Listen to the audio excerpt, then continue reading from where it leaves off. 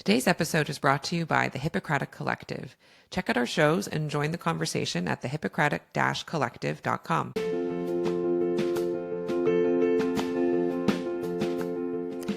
Hello, I'm Joan. I'm a Canadian family physician who also works as a restorative medical educator, facilitator, and coach.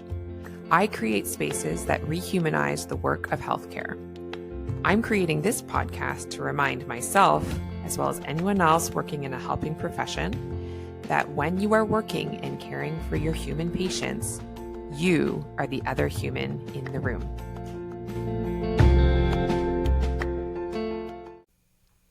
Hello there, healthcare humans. Thank you so much for coming back for another episode of The Other Human in the Room.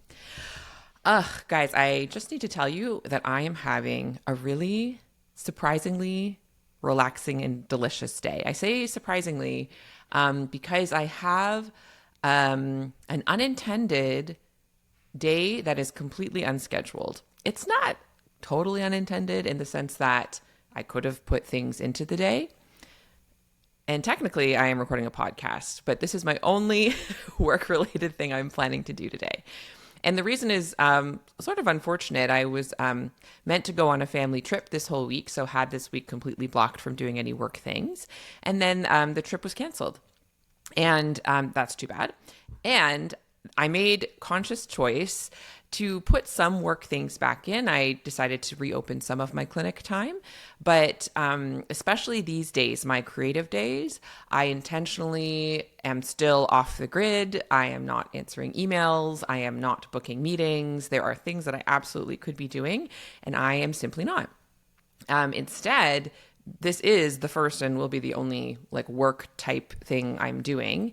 And it feels really good to do because of the theme very much matches the day. Otherwise, this morning I have watched a bunch of the OC because I'm apparently rewatching that now. It was a surprising choice that now I'm into. And I also did this Taylor Swift song sorter. It's maybe the nerdiest thing I've ever done, but I've been wanting to do it for a while. It's this website where you can basically rate all of the different Taylor Swift songs, all of them, which is over 200 songs. And I would start to do it. And then obviously then something would come up because it takes multiple hours, I think. I didn't actually time how long it took, but it took a long time, way more than an hour for sure. So I would do it for a while and then need to go do something else. And then when I'd go back, the browser would refresh and it wouldn't save my progress. And so I was determined to do it today, and I've done it. And it's very satisfying. So why am I telling you all this? First of all, so that you know the headspace I'm coming into this podcast, very rested, just taking a super calm and easy day. After this podcast, I plan to play some piano, probably play some ukulele, do some singing. Definitely going to go for a walk outside in the cold but fresh air, take a nap. I don't even know. I haven't planned it. I'm just this is as excessively leisurely day as I can. And part of why it feels particularly delicious is, honestly, over the past few months, I have had slightly too much on my plate. I would say especially a couple months ago, I was pretty much at, and on certain days slightly over my capacity, other days slightly under. Never so beyond that I was feeling off my head or anything. And that would have been fine if I was. But definitely I had too much on my plate. So I thought I'd share some of the ways that I knew that I had too much on my plate and how that relates to the theme of this week's episode, which is the power of pause. So, especially after the summer was over and getting back into the swing of things of, back to school for kids, but also back to work, a couple new projects sort of ramping up, different commitments that I took on. Here's how I could tell that I was, again, approaching my capacity and feeling like things were too full. So one thing is that I would get this intense rushing feeling a lot of the time, which actually has this sort of thrilling element to it. I'm very familiar with it. It used to be like my default state when I was sort of hyper productive. And I was noticing how it really comes with these like positive, like dopamine slash adrenaline rush qualities and like, look at me go, I'm crushing it, I'm getting it all done. Like, because you kind of have to really amp yourself up when you have like so much on your plate. You're like, okay, let's do this. And then you like, on the days that you nail it, you're like, boom, boom, boom, boom, boom, because you've gone from thing to thing to thing, and it's all fallen into place. And there is a kind of high to it that I noticed I was experiencing. Unfortunately, of course, that's not every day. Along with that, in order to be like, okay, I'm going from this to this and this, and look at me, I'm being so productive, I'm doing so much, here I go, getting some of those little hits of like, yes, yes, getting stuff done. I also noticed that I was leaving other work undone, as well as work that I'd rather have more time and space to focus on. I was having to rush through and do things like a little more mediocre than I would prefer, like things that I'd rather actually spend the time to focus on and relax into and do in a more spacious manner, you know? Other signs, definitely if you looked at my calendar, you've been like, wow, there's not much white space on that calendar right now. And things where I'd usually be like holding space, I was noticing I was sneaking meetings in or sneaking time to do this or that. More evenings on Zoom, more things that I was doing in the evenings than I prefer to. Like I do some work on the evenings. I also have some like fun things I do in the evenings, but I was sort of spending every evening doing something, and that felt like too much. Another clue was I just like people like, hey, how's it going? And I'd be like, everything's fine. Or if people are asking me like, how are things? I'd be tempted to say, oh, you know, things are kind of busy, in that way where you're like saying it almost as a brag, but also to describe that your plate is very full. What other things did I write down? I would notice. So say, you know, I'm skateboarding through my day, trying to get from thing to thing. Not literally, don't know how to skateboard. But you know, I'm hopping from tree to tree. Mixing metaphors now. And then suddenly a task that I thought would only take 5 minutes ballooned and took more time, which like happens a lot in life and definitely in medicine. I would feel so intensely about that. I would feel panicked. I would feel angry at the task or the person related to the task. And so like, and get kind of panicked about it. And mixed in there, I would feel resentment. I was noticing resentment crawling in. And that's when it took me a while. At first, you're just like crushing it. You're like, I can do it. Oh, I'll just move that to next week. No problem. Here we go. We're doing it. We're spinning all the plates. We're juggling all the balls. We're doing great. And you can do it. Like, I did it. Everything turned out okay, actually. And by the end of, I'd say like 1 month in particular, I was noticing more hits of like panic and resentment and frustration and like, whatever, you know, and feeling defensive if people are like, you seem to have a lot on your plate. I'd be like, no, I don't. All of that. So I described that, I guess, in case you're interested in how I was feeling a few months ago, but also in case any of those symptoms, if you will, sound familiar to you. They sound familiar to me. They genuinely were like how I used to always feel. And so it was interesting having them creep back in, even like without the intensity and degree that I've had them in the past, especially sort of at the height of my burnout, 2021 in particular. And so the thing that was useful was that I have already done this before. And I even have my own creating space process that I teach all the time. And it took me a little bit to be like, Joan, do you notice that you're having all those symptoms? Joan, do you notice? I think you're near your capacity.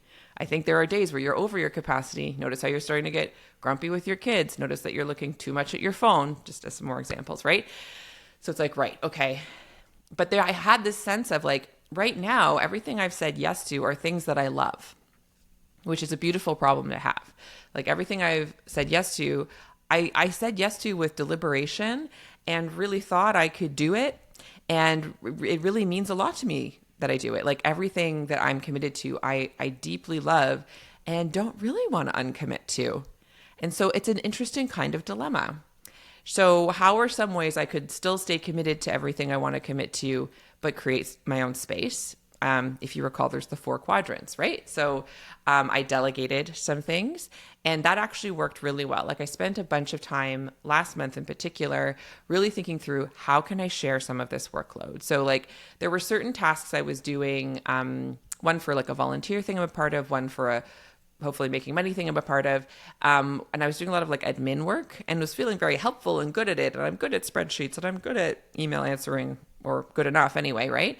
But it all does take time. Even these like little tiny things, they add up. And I was feeling resentment in those spaces. And so I actually blocked off time on my schedule to be like, every week you're going to dedicate like an hour or at least 30 minutes of your time to, sending off some emails, to doing some thinking about how you can create space. And one thing I did was delegate. So like there's a certain admin task that now I share with 3 other people. So yes, I still do it sometimes, but I'm not the only one doing it, and not every week. And so that already feels so delicious and amazing. And I've noticed that I can relax into that space. Another one, I went ahead and gave the organizers a timeline and said like, hey, I can still do it for now, but just so you know, by the end of the year, I'd like to step away from this particular piece of the task, piece of the work altogether. And I would still be involved in these other ways, but this piece of the work I'd like to completely have off my plate. So there's something about even just knowing there's a deadline for it, and then helping to train someone else to do it. Like, so those are some pieces I was able to share, delegate, more so for other people. Another thing that I did that's delegation is like, it was, earlier, at the end of the summer, hired someone to help me with this podcast. Cause, up until now there's someone in the past was helping me with the social media part of things, but I've never had anyone help with like actually, uploading the podcasts and, like sort of make the website post and like that kind of stuff. And I was realizing week over week, I'm doing it. And really, it's something that I could teach someone else to do. And so we went back and forth about how it would work, what I would do, what she would do. But we've got it working really well now. And it's felt so nice. So I can, with this podcast, I've been just focusing on, creating the podcasts, creating the conversations, still doing like the writing for it, but with the help of AI, to be honest. And then she actually is the one that like uploads and posts things and makes sure things are where they need to be. And that's felt really nice. So that delegation quadrant still available and has helped me a lot over this fall season. And so I would say those are like the big ones that I've done in the delegation category. In the mediocre, bare minimum category, I think just getting back to basics on things like inboxing, focusing, making sure I'm actually focused on each patient encounter and giving it my due and then moving on from it versus like half focusing on it and then leaving it behind, So there were some things that I was working on basically. And there have been ways that I've been trying to like share the load or offload little pieces of the task. And yet I was still feeling like, I just feel like I'm like married to too many partners, if you will. But honestly, like I also don't want to divorce any of these partners. I really love them. And so I have a dilemma. So I was in the shower one day and I was like, okay, what else could I possibly do to create space? And the thing that I kind of do is like imagine committing to it and see like what my body gives back to me. So I was like imagining like completely stepping away from this thing. Okay, it would bring relief, but it wasn't feeling good. Like I was just practicing like feeling through all of the things. And the one that I've always said to myself that I would never step away from completely is this podcast. So at first I wasn't even putting it like on my list. And then I was like, Joan, nothing is sacred. So like put this one on your list. And so I imagined not doing weekly production for this podcast for a period of time. And my body like immediately relaxed. And that was a bummer for me because my body relaxes in response to the truth. And so that's left me with this realization. It's an interesting timing for this realization because actually this is the 200th episode of this podcast. I actually think there are literally more episodes than that because there's also like ones related to courses and there's sort of extra bonus ones that I didn't ever number. So I think we're actually over 200 already, but sort of officially, this is the 200th episode of The Other Human in the Room. And I love this podcast. I love doing it. I have no desire for it to stop being out in the world long term. But when I imagined taking at first I was like, I'll take 1 month off, and my body relaxed a little bit. But the thing I've learned is if you're going to step away from something, I both say this to like patients when they're like planning to go on leave, and also like for myself. So then I doubled it. I felt more relaxed. I tripled it, felt more relaxed. I quadrupled it, didn't feel more relaxed. So I was like, okay, I think what feels like my body is letting me know is stepping away from weekly production for 3 months feels so delicious. It feels so good. It means that I have time and space to, honestly, to imagine future episodes, to just sort of slowly explore, to read, to get into some courses I've signed up for but never actually done the material for. I've been feeling a craving to do more episodes like this, where I'm doing kind of thought leadership, teaching, like sharing my ideas. And those do take more time than setting up for a conversation with someone else, right? I was also feeling like all the conversations I've been having, I've loved every single one of them, but they were taking up a lot of space on my calendar, right? So the idea of like not booking any interviews and not having the momentum of needing to put out a new one every week for 3 months, it really had like a relaxation, a rush of relief, certainly some sadness about it as well, of like, I'll also miss it because I really enjoy it. But the thing is, that's what's the power of pausing. Like basically, this is like the meta way I'm teaching, the power of pause. I'm not feeling like I want to stop this podcast at all. I hope this podcast like exists in some form for a very long time. And I'm realizing that when you are kind of committed to doing it weekly, there isn't as much space to sort of think bigger, dream bigger, especially because I have committed some of that other space I could have been doing that dreaming to other projects. And so I am going to be pausing new production for this podcast for the next 3 months. Just to say, from like a housekeeping perspective, what that means to you who are listening, I do still actually have a couple of like recorded interview conversations that are going to come out after this one. And then for a while, for 3 months approximately, I'm going to be re-releasing old episodes that I really love, episodes that I'm excited to actually re-listen to myself. I'm going to call them From the Vault episodes because I do love Taylor Swift very much, as you're aware.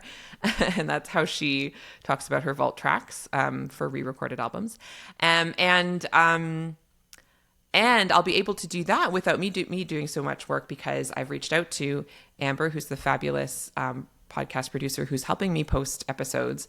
And we've worked out a workflow where she'll be able to do pretty much all the work. Like I've chosen which episodes I want released. We've worked through the workflow. Other than maybe if there's some hitches along the way, I will actually not have to be involved at all. She will just download, repost, like kind of repurpose the captions. And that just feels amazing. That feels so good. And so that's what, first of all, I wanted to tell you guys that's what's happening, so you weren't surprised. And I wanted to use it to really like reflect on the power of pausing. I first learned about the power of pausing, I would say way back when I like kind of first was living out what would end up being the Creating Space decision-making matrix, like the whole curriculum for that course, which was back when my husband was diagnosed with cancer. And I was committed to way more things than I'm committed to now. Like I was on multiple boards. I was doing a lot of leadership things that were a lot of Zoom meetings, and was already like feeling overwhelmed and overloaded with those, plus all of the other work I was doing. And I just honestly couldn't get myself mentally to a place where I could completely walk away from them. So what I would write to the different boards instead is like, I'm going to need to, pause my involvement in this group for this period of time. And then what happened to every single one of those things is that then I never went back. So I guess I should let you know that it's possible I'll never come back to this podcast, but that is not my intention. I also think it doesn't have to be the intention. Like there are other spaces where I have paused doing work and then very happily come back to it. Like I do that actually every August, I take 3 weeks at least off in a row. So I completely pause my clinical work and most of my other work as well. And then I come back to it really refreshed. What's another thing I've paused? Well, the other podcast that I like co-create with Jamie Lee Finch, Experiential Anatomy, we release it in seasons. So we'll have how many episodes per season? Like 12 to 14 episodes per season. And then we're off for several months and then we do it again. So in that podcast, I've actually built in natural pause cycles, and because that podcast is very much about being committed to what our body needs. And the truth is, like, our body relies and functions with pauses, like systole and diastole, breathing in, pausing, breathing out. Like, yes, in some ways, pieces of our body are in a kind of perpetual motion, but it's not actually constant motion at the same time. Things come in waves. Even something that, like, your heart needs to continually be flowing blood through your body, and yet it still does it in a way that's technically involves pausing. Isn't that interesting? And so actually right now in this moment, I am reflecting on, like, maybe this is a good idea to do periodically. Like, maybe this is like what I'll do every year. I don't know. I'm actually just making it up as I say it out loud. But especially this time of year, like, I'm recording this in mid-November. This is a time of year where it just feels kind of hectic. I think people are trying to make hay while the sun shines before the holidays come. Plus, then the holidays come where you do want to take time off of there and not be sort of planning and batching things. This is an interesting time of year to step away. So if this time next year I do the same thing, you'll know that I've decided to make it a tradition, but I am not committed at this point. I'm honestly not committed at all. That's the other thing about pausing, is it allows you to release your grip on your commitments, which doesn't actually mean the same thing as walking away from your commitments. I think we think it does. I have a lot of sort of experience thinking this way, especially in sort of the spirituality realm. Like, if you've heard me talk about this before, I talk about this a lot. Like, I grew up in this version of evangelical Christianity where I felt this need to have like a very tight grip to exactly the capital T truth and the way and the life and the one right answer for everything. And that actually went very poorly for me and spiritually burned me out, you could say. And so now in that realm, I have ideas of spirituality and the world and magic, and I hold them in an open palm. That's actually where I heard that term from someone who had sort of deconstructed their faith. And they were like, I have a belief in God that I hold in an open palm. And there's something really interesting about doing that about everything in your life. Another area that I actually do that a lot is in my marriage. I don't know if I've actually ever shared this, but I have a not like routine practice, but sometimes I get into my head about being married. Can anyone relate? And I'll feel like, oh my gosh, this is, I've committed to this forever. I've committed to this for the rest of my life, whatever the thing is, the thing I think I have to be to show up in the relationship, the thing I think that he is stuck in being, I'm like, I'm doomed because I'm stuck in this for the rest of my life. And what I'll do, I remember like way, way back, I gave myself permission to divorce him in my head. I was like, you know what? You're divorced. You're divorced. You've officially divorced him. And then what it helped me to do is then relook at the situation and say you have divorced that version of him, or like, say you have dissolved that version of marriage. Is there a version of any kind of relationship that you can see moving forward with this person? And so far the answer has always been like very yes, which is great. But I would say even like my marriage, which is something I'm, legally committed to and have been in for over a decade, almost a decade and a half. What's math? What's time? It's really, the way it has the most space to breathe. And honestly, it has only ever flourished when I've not had it in a tight grip, but instead held it with this open palm saying, I don't know if we'll stay married forever. That's my wish. That's why I got married to begin with. And I'm actually more committed to the project of what I want our relationship to be, in terms of I want to commit to showing up in a loving way with him, showing up with full permission for me to be as authentic as I have capacity to be in that moment, and allowing space for him to do the same.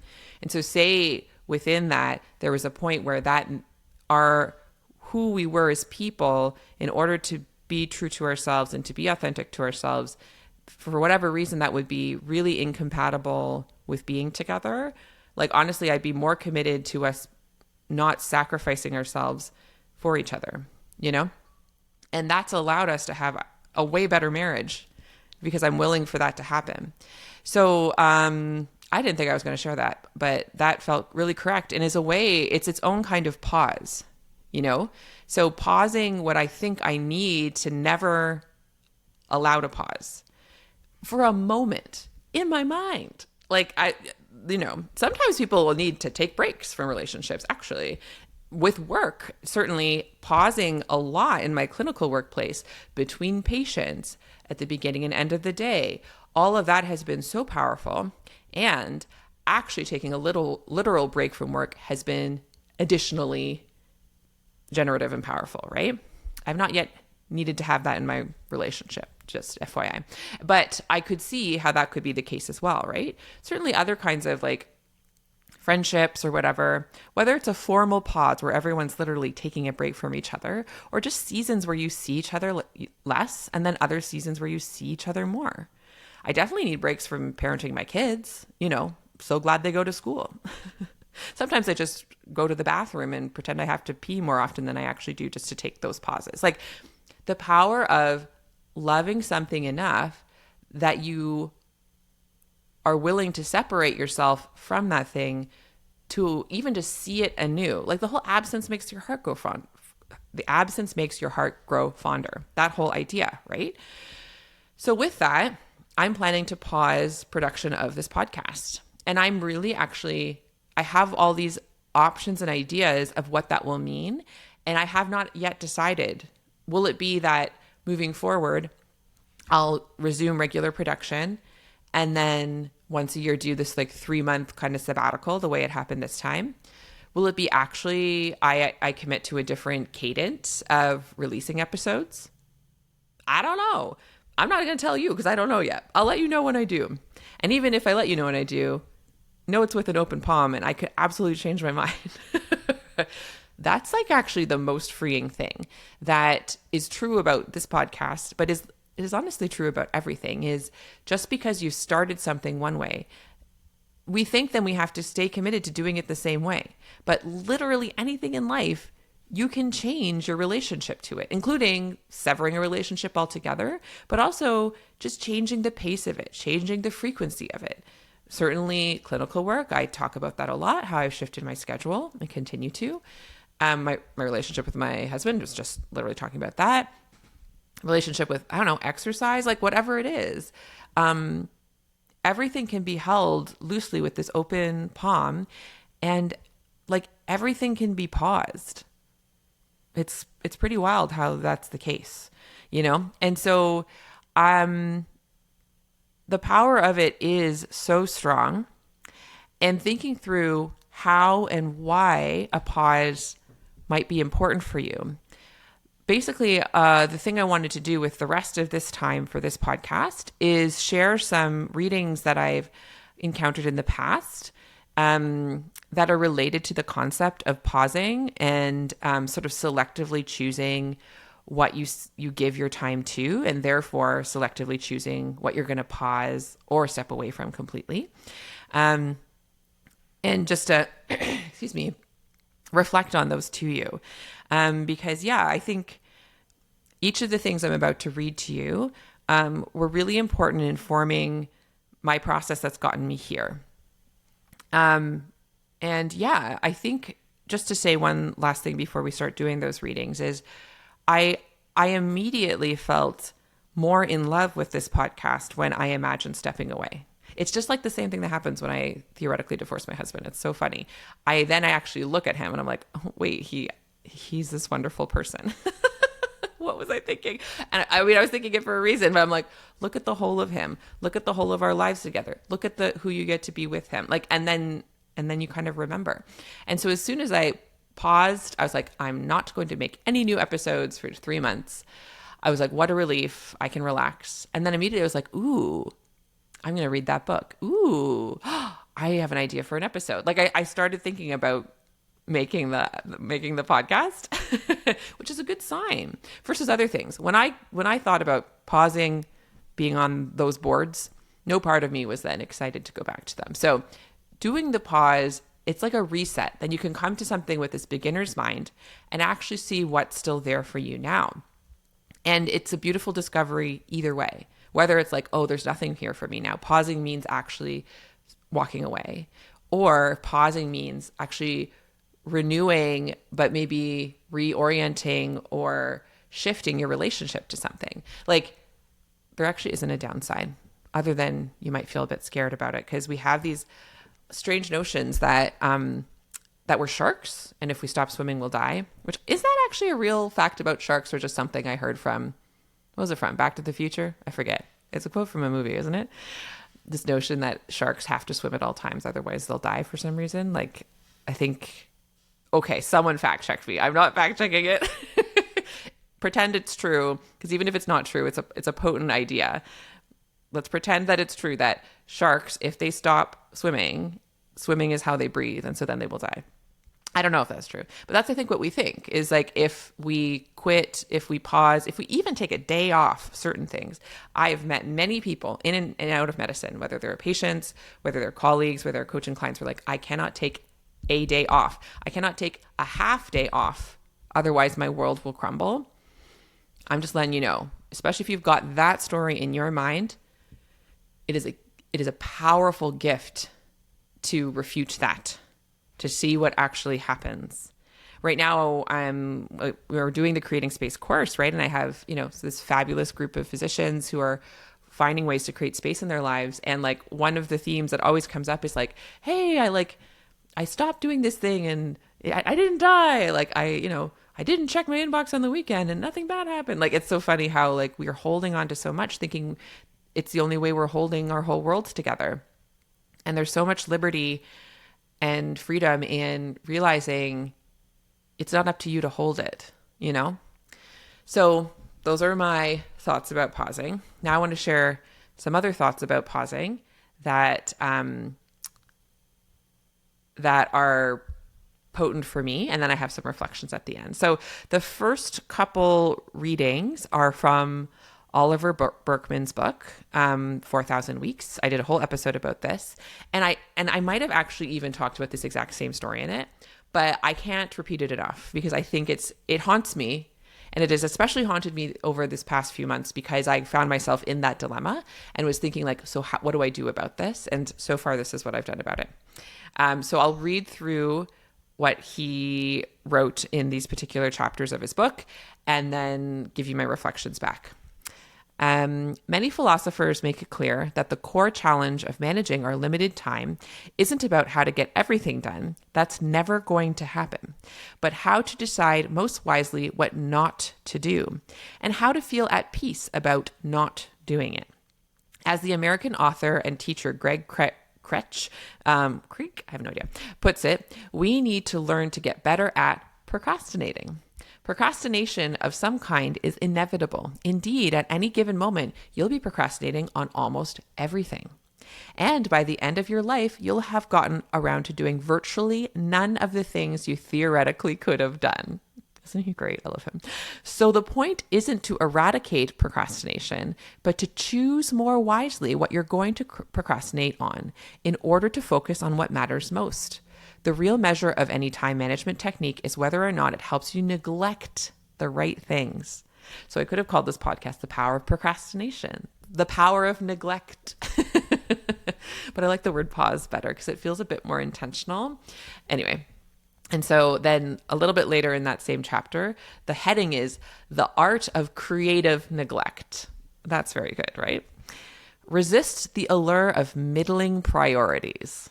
I should get that tattooed somewhere on my body. There is a story attributed to Warren Buffett although probably only in the apocryphal way in which wise insights get attributed to Albert Einstein or the Buddha, regardless of their real source, in which the famously shrewd investor is asked by his personal pilot about how to set priorities. I'd be tempted to respond, just focus on flying the plane. Hilarious. But apparently this didn't take place mid-flight because Buffett's advice is different. He tells the man to make a list of the top 25 things he wants out of life and then to arrange them in order from the most important to the least. The top 5, Buffett says, should be those around which he organizes his time. But contrary to what the pilot may have been expecting to hear, the remaining 20, Buffett allegedly explains, aren't the second-tier priorities to which he should turn when he gets the chance. Far from it. In fact, they're the ones he should actively avoid at all costs because they're the ambitions insufficiently important to him to form the core of his life, yet seductive enough to distract him from the ones that matter most. This is where I want to throw the book across the room, but I read books on my phone and, I don't want to break my phone. So otherwise I would have. You needn't embrace the specific practice of listing out your goals, I don't personally, to appreciate the underlying point, which is that in a world of too many big rocks, it is the moderately appealing ones, the fairly interesting job opportunity, the semi-enjoyable friendship, on which a finite life can come to grief. It's a self-help cliche that most of us need to get better at learning to say no. But as the writer Elizabeth Gilbert points out, it's all too easy to assume this merely entails finding the courage to decline various tedious things you never wanted to do in the first place. In fact, she explains, it's much harder than that. You need to learn how to start saying no to things you do want to do, with the recognition that you have only one life. Okay, now I'm mad at Elizabeth Gilbert as well, even though I've agreed to do it. I find it's going to be hard stepping away every week from the podcast. I feel like I'm going to be slightly disoriented from it. And I have all these worries that it means people won't want to listen anymore. I have worries it means, I've failed the mission. I've worried, it means I'm not a good podcaster or something. I don't know. None of the worries are genuine. I think they're all just expressions of kind of a sense of loss and the idea I thought I would have, which is like, I'm always going to produce episodes of this, which by the way, I looked back, I'm like, is that true? No, I took off like when I took off that first sabbatical, where I took 4 whole weeks off. I definitely had weeks where I like didn't release the podcast at all and people still listen. So like I've already disproven my own worry, which that happens a lot, doesn't it? I just think, though, that story, I say it a lot. You probably have heard me say it before. I'm sure I mentioned it on the 4,000 Weeks episode. It comes up in talks a lot. It really pisses me off as a story because I want to do all the fun things, all the fun time. But this idea of dosing out what is good so that it can actually fully be good. Like another analogy I like is, thinking of planting flowers in a garden. If you plant too many flowers in one garden bed, they'll choke each other out. Like nature tells us that we need space. And something I know and that I have been realizing I miss is sort of space to really waste time, to be bored, to follow a thread all the way through and realize it's nothing technically, but something happened along the way. Like, honestly, doing that Taylor Swift song sorter this morning, I'd wanted to do it, but I'd never had multiple hours of time in a row to sit there and do it. And it was bugging me. But today, on this day, because we canceled our family trip, I did not fill it in. And instead, I spent the time doing it. And I do not think that will come to anything other than my body had this itch and this question, and I got to scratch it, I got to answer it, and now it's done, and sometimes trusting when my body is asking those things of me. I've also been doing more like creative writing and exploration, especially of my like teenage years, and I've been noticing that wants to take up more space, and I'm like, oh, well, where do I have time for that? With this podcast, I've been really feeling cravings to like maybe not think more deliberately, because I always do, but like, what if I had space to really kind of sink deeper into ideas about system transformation, ideas about how to rethink medicine, rather than it being slightly more like reactive, I don't know. And like that could all come to nothing. I could release no additional podcasts that have anything to do with what I'm imagining I want to explore. B, release a bunch of those and realize I don't like them and then pivot back to something else. Like I have no idea. But there's something about like following those cravings, following those intuitions that you could only do if you have space to do it. If every minute is accounted for, there isn't space. That's why I talk about space all the freaking time, you know? And so I'm really thinking about a bit of what's happened is I've made, I'll say 2, but really at this point I've decided actually that I've really made one big new commitment, which I think I've talked about, which is like co-developing a family medicine residency teaching site in the town where I live. And it's taking up a solid amount of time, and I'm realizing beyond that, it's not just like the meetings on the calendar, but it's really inviting me to question like medical education.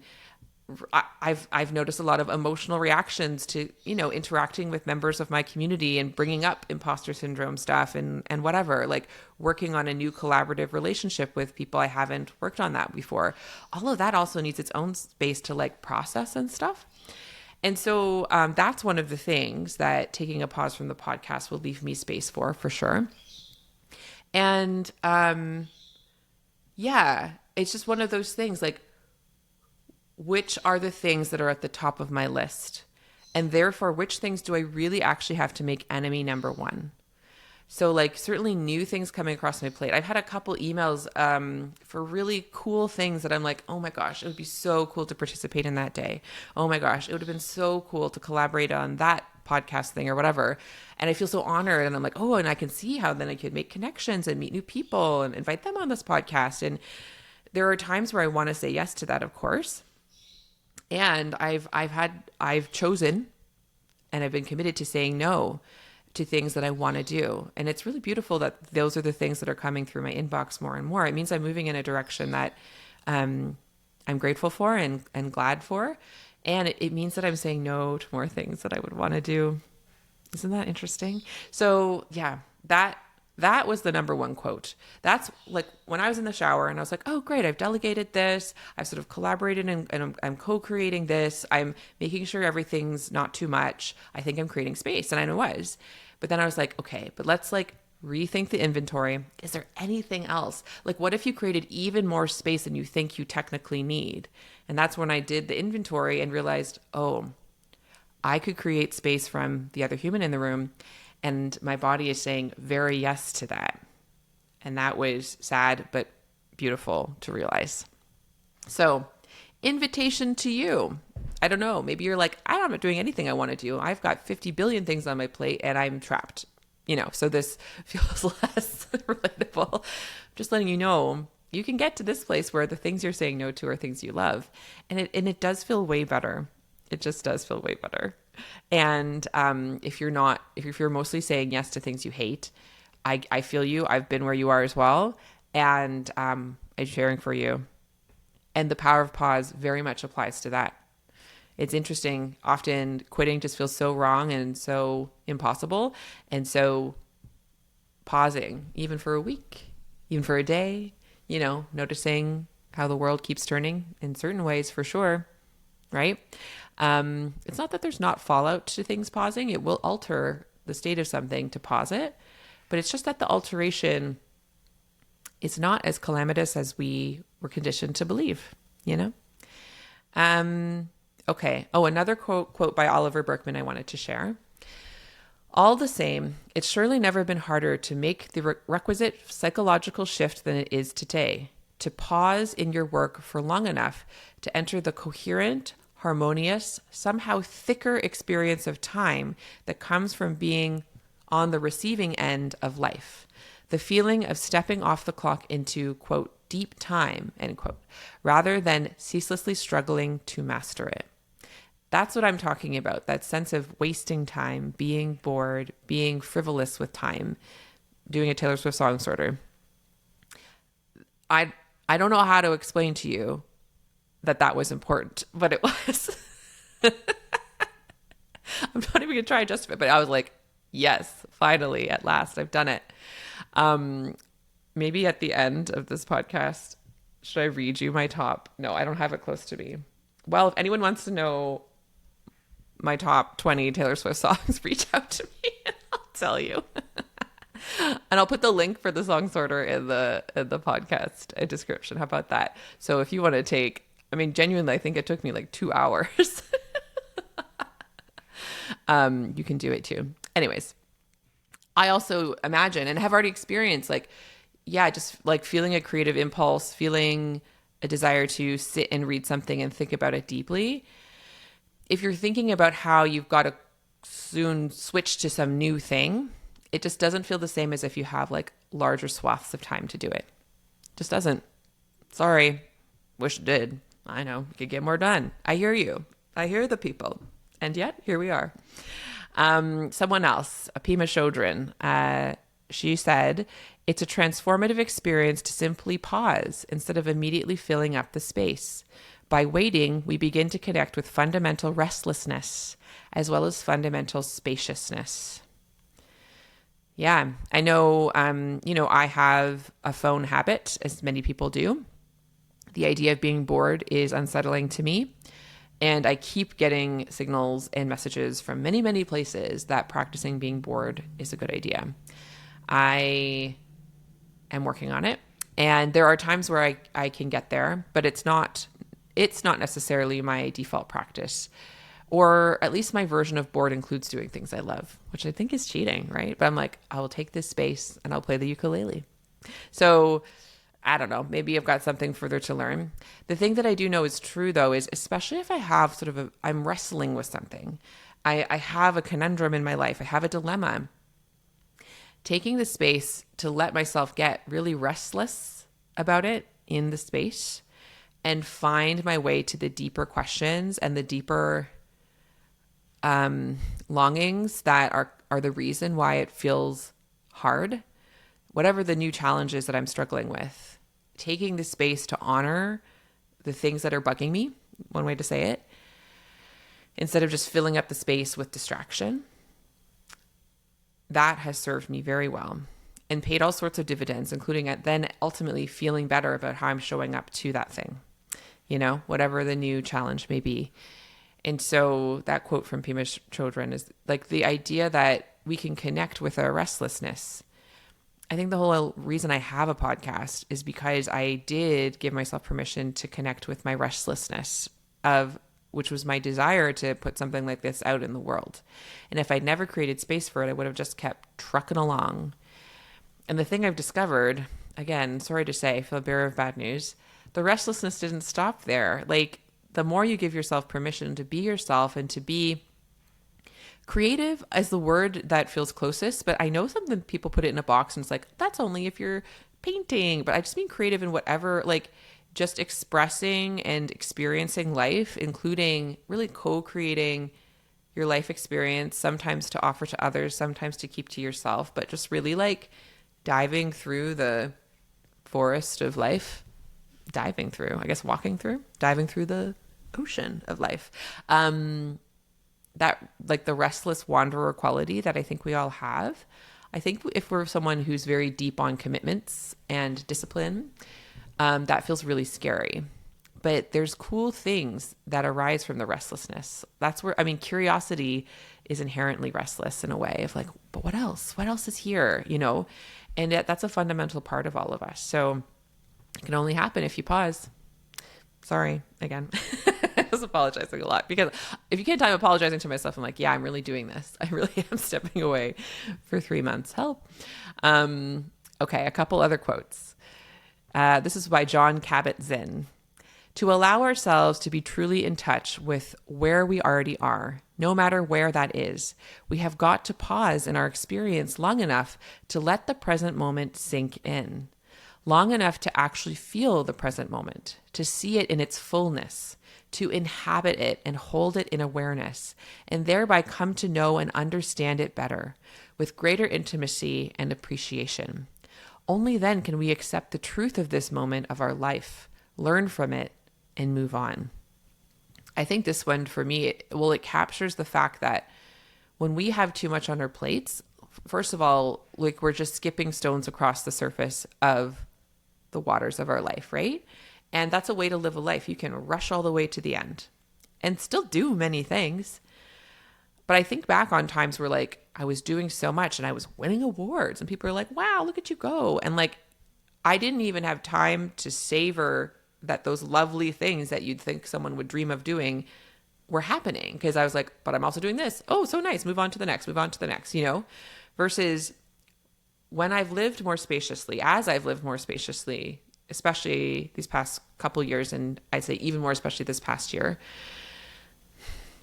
each thing has time to bloom and just be fully appreciated. The more space I can give around something that is quite exciting and new and fresh for me, and like appreciate all the anticipation leading up to the thing, appreciate the thing itself, appreciate sort of the fallout and the afterglow and after effects of the thing, as well as leaving space for if all the after effects aren't pleasant, I've, first of all, actually enjoyed more things. Even if I'm technically doing less, I can enjoy them more because I have space to enjoy them. And what it's saying, John Cabot's saying, is also I'm learning from them. I think a lot of folks, myself included, especially when you're busy, you have a million questions in your mind. How could I ever possibly? I don't know the answer to that. But you don't have space to actually like sit and ponder what your answer is. Space is essential for learning.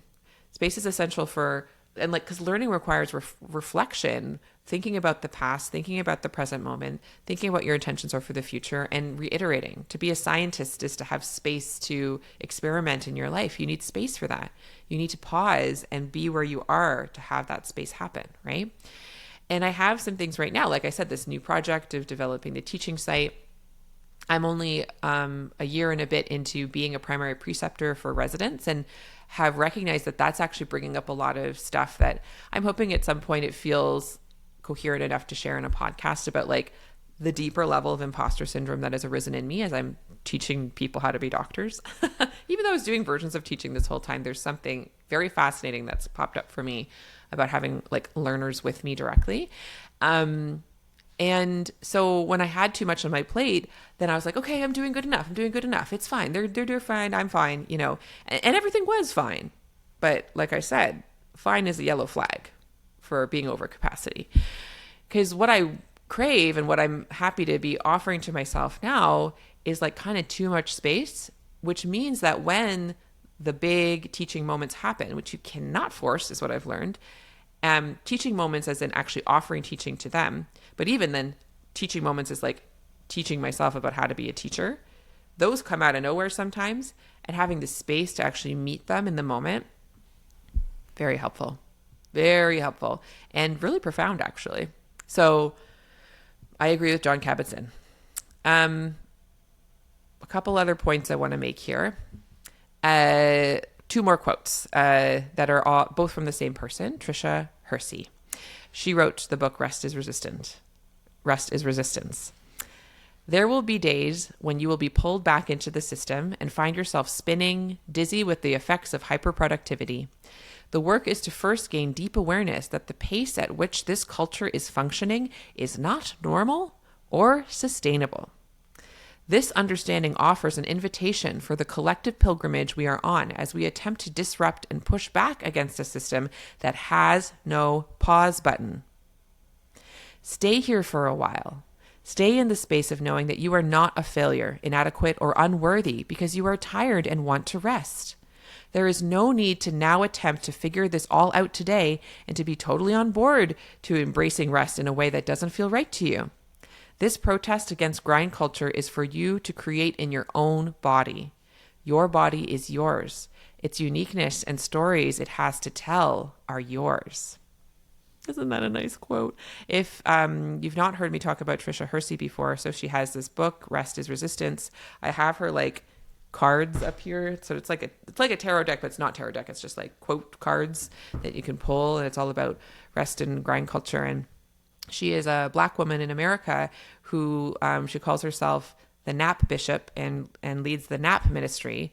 And a big thing, I don't know if she's actively doing it now, but for a while she was having people come and like spend an hour lying down and ideally napping or just lying still. And that was her whole, like, she's big on, racial justice and system change. And this is her contribution, is realizing that resting, pausing is completely radical and countercultural. And just as I think her saying that the system that we're in has no pause button, I think, like, I'm just sitting with that right now, yet again, how healthcare as it exists now has no pause button. Of course, in some ways that makes a kind of sense of, like, yeah, because more sick people will always be sick.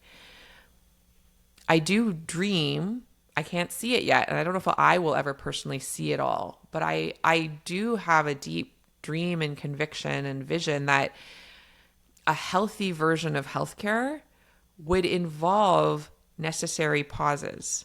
I guess there's versions in that you could take a weekend, but built into our medical culture is that you are a superior clinician if you work more hours.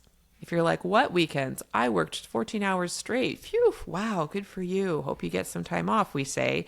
And yet if someone's like, I work part-time, we're like, must be nice, right? So baked into that is that too many pauses is bad in healthcare, right?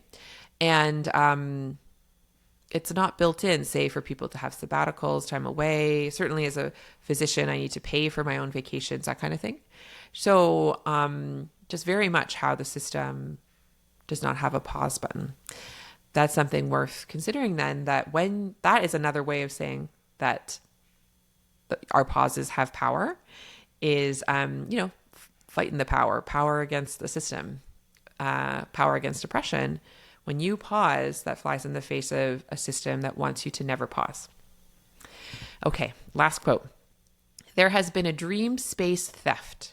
Our ability to dream, pause, and daydream has been replaced with the robbing of time, self-worth, self-esteem, hope, and connection to ourselves and each other. By putting people to sleep, we are waking them up. How do we dream about a future we want to see?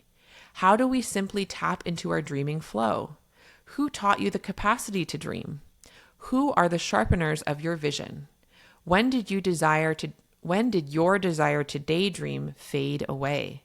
When did you begin to confuse the idea of daydreaming as frivolous and a waste of time? How can you begin to welcome yourself into a dream space that is waiting for you to tap into? How can you begin to disconnect from the lies of grind culture enough to fall into a moment of dreaming? It will take courage to deprogram yourself from the brainwashing of capitalism. It will take hours and hours of daydreaming and silence to maintain an energetic flow that will be your guide for your liberation. That's something that I've really noticed as I've had more space in my life. I've always been a very active daydreamer, mostly involved falling in love with celebrities, to be honest. And it's interesting, like since, childhood, certainly adolescence. And there's something interesting as I've had more space back to myself and been less worried and actively deconditioned my mental habit of worry. Which if you don't know, I have a whole free course about that you can get on my website. But as I've had therefore more space in my brain, the daydreams have come back. And part of actually the creative project and processes that I've been doing is really feeding those daydreams and then actually expressing those daydreams in different ways, like writing from the perspective of myself in those daydreams, poetry, that kind of thing. And none of it is directly related to healthcare. I'm just going to tell you now. But I am trusting, I'm noticing how it's allowing me to explore parts of myself, hidden yearnings, ideas that I have about myself, past, present, and future.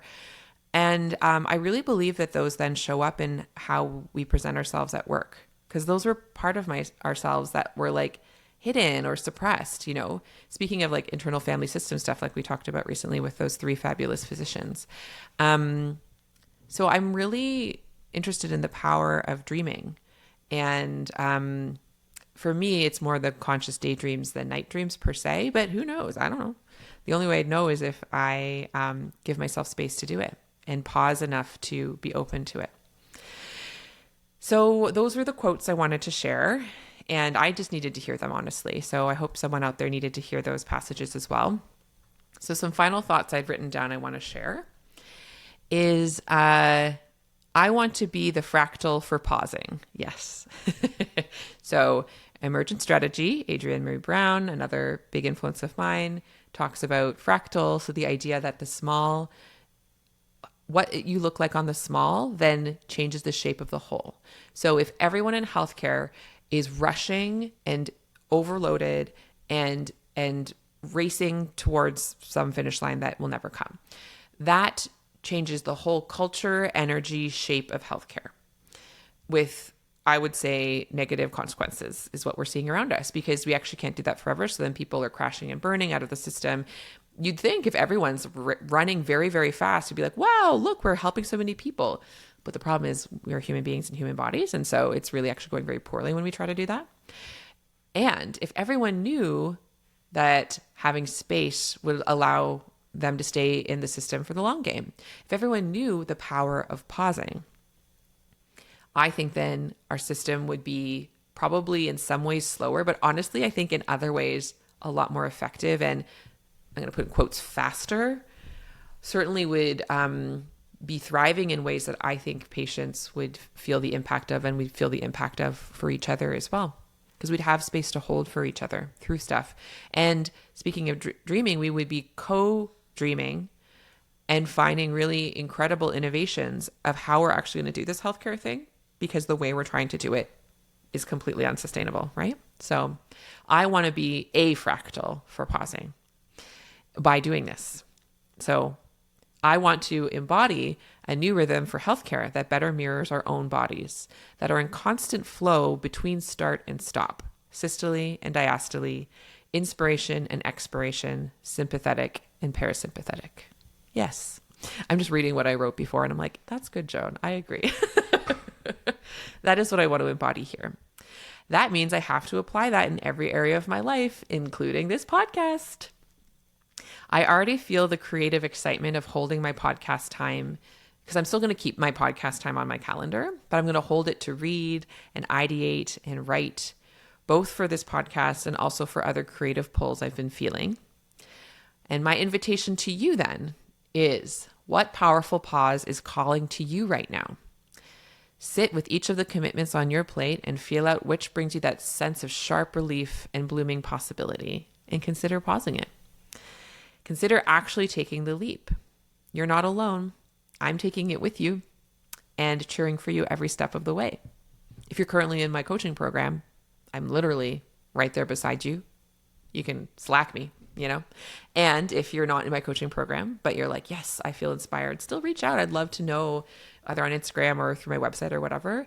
I'd love to know that you're committing to pausing something, that you took that stock and you've realized what you're going to pause for a season, for a moment. I just think beautiful things will bloom in the space that's created when we practice pausing. Well, with that, I feel like I'm saying goodbye, even though in some ways it's true, because even if I create stuff over this sabbatical, I'm imagining that I wouldn't release it till, I guess, February. But I also don't know that I'm actually going to create much over this time. I guess starting in January, I might just to have stuff to release in February, but also maybe not. You will find out with me. Thank you all of you who do listen and watch, or however you interact with this podcast. It's so meaningful to me. Stepping away is not out of a sense of, like, I feel like it's sort of, abandoning the audience or something, but honestly, I feel the opposite of that. I think right now for me, the way that I can commit to creating this podcast from the space that I want to, which is with my full humanity, it involves this step away. And so I'm doing this for me. And through the fact that I'm doing it for me, I am doing it for you as well. And would love to hear how you're doing that for yourself and for each of us as well. All right. Much love. See you on the other side. Bye.